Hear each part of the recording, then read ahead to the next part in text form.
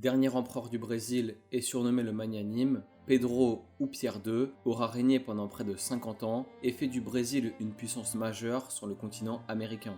Aujourd'hui peu connu en France malgré son rôle capital dans l'histoire de ce pays lusophone d'Amérique latine, il aurait été l'un des dirigeants les plus influents de son temps. Mais revenons donc sur son parcours. Pierre II naît le 2 décembre 1825 à Rio de Janeiro, au Brésil. Il est issu de la maison de Bragance et est le fils de Pierre Ier, empereur du Brésil. Le pays vient alors tout juste d'accéder à l'indépendance, après une guerre de 3 ans face au Portugal.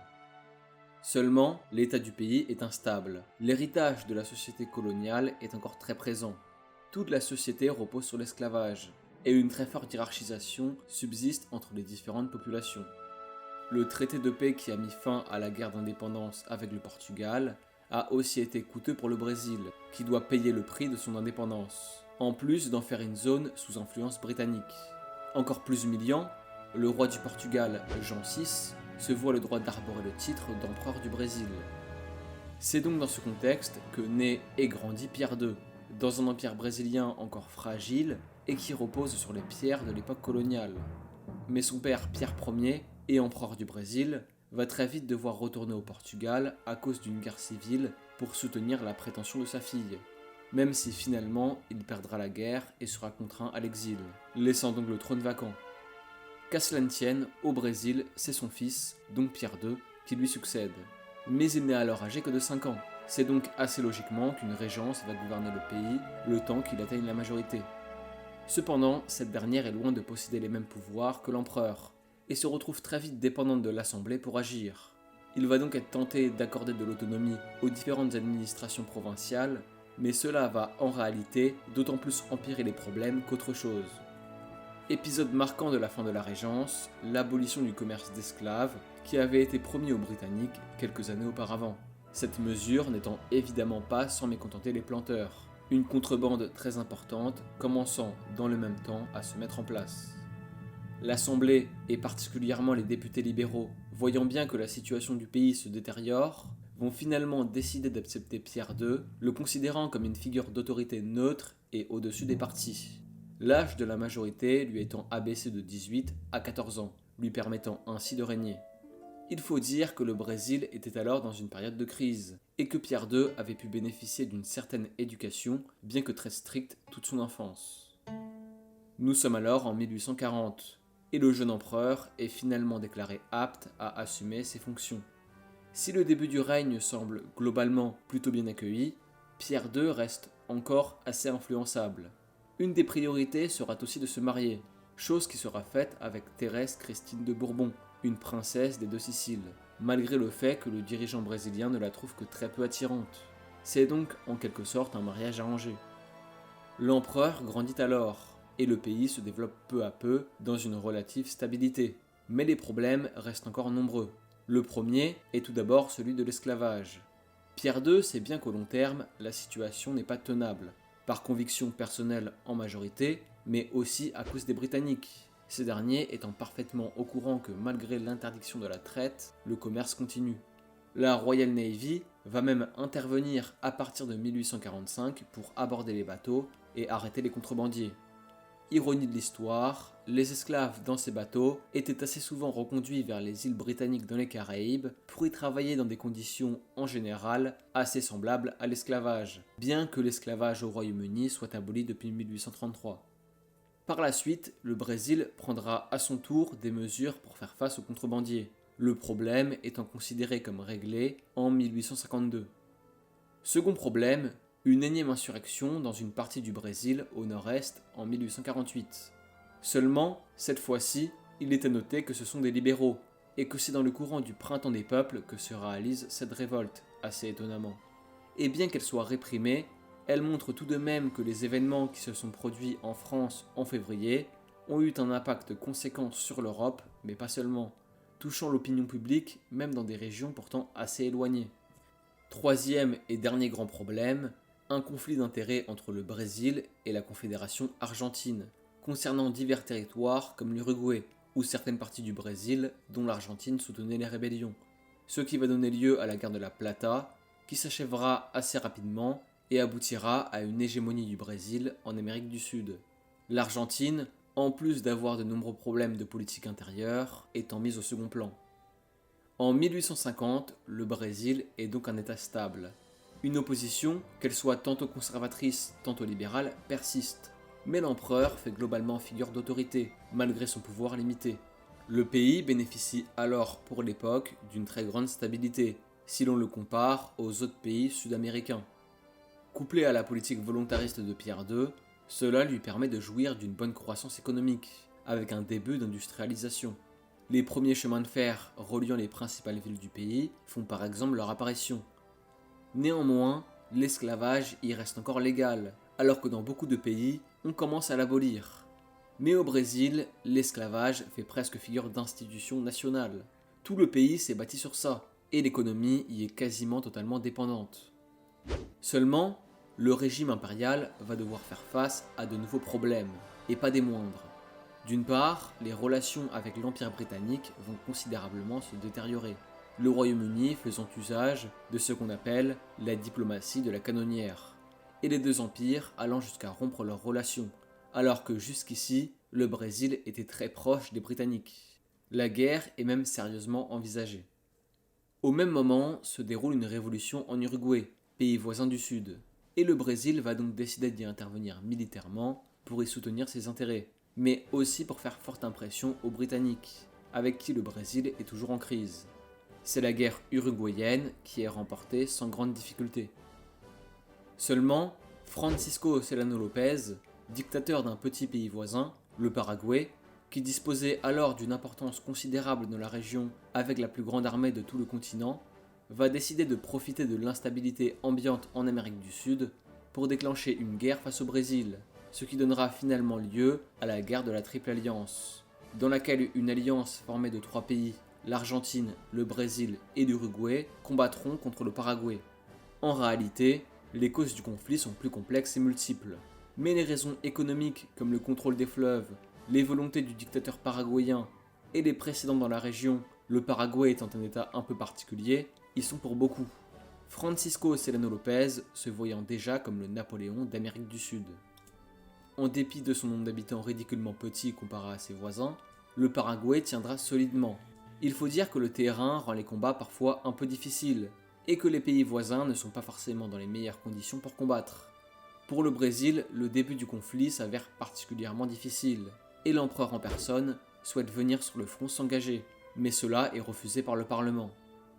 Pierre II va alors tout de même partir au front, déclarant que « si on ne peut m'empêcher d'aller là-bas comme empereur, on ne peut m'empêcher d'abdiquer et d'y aller comme volontaire patriote ». D'où le surnom qui sera donné aux Brésiliens qui se porteront volontaires, les volontaires patriotes. L'empereur mènera alors d'audacieuses attaques, qui auront étonnamment de plutôt beaux résultats, parvenant même à repousser les Paraguayens. De plus, il apprend les excuses de la reine Victoria de l'Empire britannique, au sujet de la récente crise, Pierre II décidant finalement de retourner à la capitale, où il sera accueilli en véritable héros. Pour autant, malgré ses réussites au Paraguay, la guerre continuera encore pendant un certain temps, jusqu'en 1870, avec la mort de Francisco Solano López. Pierre II ayant consacré la majeure partie des ressources du pays pour mener cette guerre jusqu'au bout. Une guerre qui aura été, en plus de son nombre de morts très important, un véritable gouffre financier. Et malgré le fait qu'elle soit relativement peu connue, elle aura sans doute été l'un des conflits les plus importants dans l'histoire de l'Amérique du Sud, plus de 300 000 personnes y ayant perdu la vie, soit plus qu'un conflit comme la guerre franco-allemande, pour donner un ordre d'idée. Tellement d'hommes seront d'ailleurs morts lors du conflit au Paraguay que cela laissera place à des cas de polygamie, le ratio homme-femme après la guerre étant totalement déséquilibré, bien que tous les chiffres de recensement ne s'accordent pas. Beaucoup de soldats ont par exemple pu déserter pour ensuite revenir. Mais pour le Brésil, le conflit marque néanmoins le début d'une grande période de croissance. Le pays s'industrialise de plus en plus vite. Les chemins de fer se développent à grande vitesse. Le pays adopte certaines des technologies les plus récentes pour l'époque, comme le téléphone. Au niveau social et politique aussi, le pays évolue. Les investissements augmentent, et le Brésil commence à jouir d'une véritable réputation à l'international. On peut alors sans aucun doute dire qu'il s'agit du second pays le plus développé d'Amérique, derrière les États-Unis. C'est en quelque sorte l'âge d'or du régime impérial, et le rôle de Pierre II n'y est pas pour rien. Il mène une vraie politique volontariste, et vit dans l'ère de son temps. Bien conscient des problèmes qu'amène l'esclavage dans son pays, il s'investit et n'hésite pas à financer divers projets, comme la création d'écoles, les sciences, la cartographie du pays, les arts. Il s'intéresse à de très nombreux domaines, comme la photographie ou la chimie, dont beaucoup sont alors à leurs prémices. Et il n'hésite pas à accorder des financements, créant par exemple des laboratoires ou des instituts de recherche. C'est lors de cette période que commence à naître une véritable culture brésilienne qui se distingue de celle portugaise, avec des auteurs ou des peintres totalement brésiliens par exemple. C'est aussi à cette période qu'on voit l'installation de nouvelles communautés au Brésil. Le pays commence à devenir attractif et beaucoup immigrent, en particulier des Italiens, mais pas seulement. Il y a par exemple de manière plus atypique un certain nombre d'immigrants japonais. Souvent, ces immigrés doivent travailler dans des conditions très mauvaises, du fait qu'ils constituent une main-d'œuvre peu coûteuse, et se rassemblent aussi souvent dans les grands centres urbains, tels que Sao Paulo.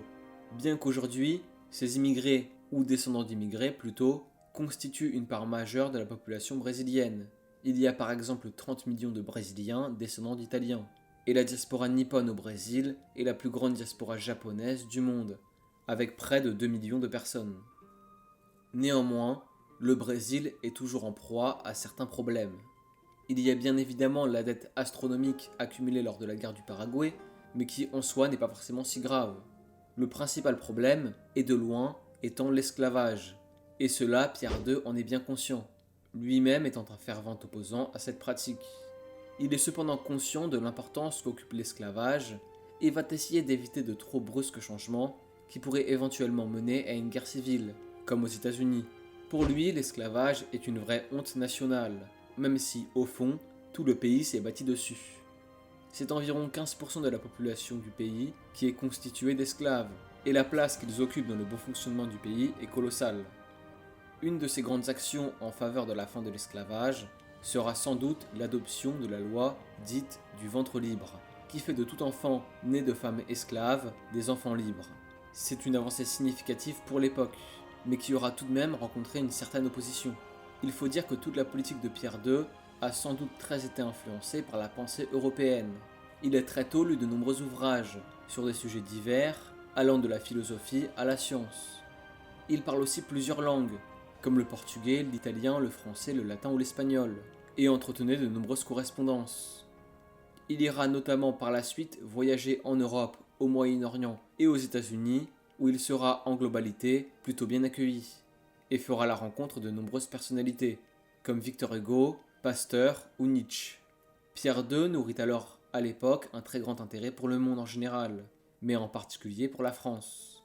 Cependant, la fin de règne commence peu à peu à se faire sentir. L'esclavage est une question qui fait couler beaucoup d'encre, et la classe politique change.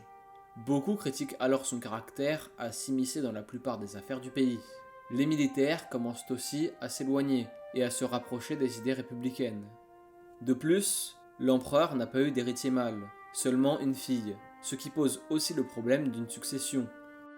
En 1888, alors malade à l'étranger, l'esclavage sera finalement aboli, l'empereur décidant de retourner à Rio et étant acclamé par la foule.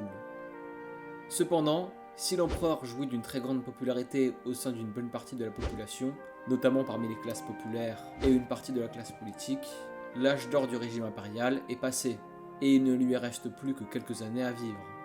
Le clergé souffre aussi de problèmes très anciens. Ce dernier est sous-éduqué et en sous-effectif. Beaucoup semblent aussi s'écarter de l'empereur, et lui préfèrent souvent le pape, dans un pays où le catholicisme est la religion d'État. Pierre II, malgré sa très grande popularité apparente, ne parvient donc pas forcément à s'attirer le soutien de certaines catégories de la population, pourtant essentielles pour le bon fonctionnement du pays, comme les riches propriétaires, le clergé ou les militaires. Finalement, ce seront ces derniers qui feront chuter l'Empire. Une chute de l'Empire sans réel bain de sang, l'empereur décidant de s'exiler sans vraiment s'opposer au coup d'État. La République brésilienne est donc proclamée en 1889, et Pierre II finira donc sa vie en Europe, et plus précisément à Paris, où il mourra en 1891. Un cortège funéraire rassemblant plusieurs centaines de milliers de personnes lui étant dédié. Aujourd'hui, l'héritage de Pierre II est encore très présent au Brésil. Surnommé le magnanime, où celui qui fait preuve de bonté ou de générosité, il bénéficie d'une forte popularité. Certains lieux et bâtiments portent par ailleurs encore son nom. C'est notamment le cas de la ville de Pétropolis, qui est aujourd'hui assez peuplée. C'est aussi un empereur qui a su vivre dans les progrès de son temps, comme en encourageant le développement de l'industrie, des sciences et de la recherche en général, mais aussi achever certaines des réformes qui auraient été nécessaires au long terme, comme l'abolition de l'esclavage, une question qui n'aura cessé d'être au cœur de la politique brésilienne pendant des décennies, mais qui parviendra à être réglée sans effusion de sang. Pierre II aura aussi su, lors de son règne, prendre en considération la diversité des populations qui habitent le Brésil, les descendants d'Européens, comme lui évidemment, mais aussi les descendants d'Africains, pour qui il luttera pour les droits, et même encore plus étonnant pour l'époque, les Amérindiens, lui-même ayant appris une langue amérindienne, et ayant un très grand respect pour ces populations-là. Mais Pierre II n'aura cependant pas su s'attirer le soutien de toute la population, l'empereur commençant aussi à se faire vieux, sans réelle perspective d'avenir pour l'Empire, n'ayant pas de successeur masculin. La mise en place de la Nouvelle République n'arrangera pas réellement les choses, le nouveau régime étant corrompu et instable, ce qui laissera place à des décennies de désordre jusque dans les années 1930, où la République sera renversée pour laisser place à la dictature de Getúlio Vargas. C'est donc la fin de cette vidéo. Le format est quelque peu différent de d'habitude et j'ai préféré me centrer sur un personnage historique fort de la période pour parler de l'histoire du Brésil au XIXe siècle plus globalement. Si elle vous a plu, n'hésitez pas à liker pour aider à me référencer, ainsi qu'à vous abonner si vous voulez être informé de la sortie des prochains épisodes.